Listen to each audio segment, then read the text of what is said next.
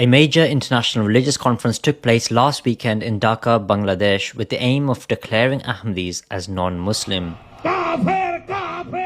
Organized by the Khatm-e-Nabuwat, or the Finality of Prophethood extremist group, a year-long campaign was announced to force the government to declare Ahmadis as officially non-Muslim. और assembly से इस case को जीतकर कादियानियों को गैर मुस्लिम अक़लियत करार दिया जाएगा. The Ahmadiyya Muslim community subscribes to all of the fundamental tenets of Islam and believes that the awaited Messiah and Imam Mahdi has come. This belief has drawn the ire of radical Muslim clerics who claim that such a belief is antithetical to Islam, despite providing no scriptural basis for such animosity. Bangladesh के बारे में मैंने पहले भी कहा था दुआ के लिए. वहाँ मौलवी तबका जो है, अहमदियत मुखालिफ तबका जो है, वो काफ़ी शोर मचा रहा है. कल उनका एक जलसा भी है शायद, तो उनके लिए ख़ास तौर पे दुआ करें, अल्लाह ताला हर अहमदी को महफूज रखे, उनके शर से बचाए.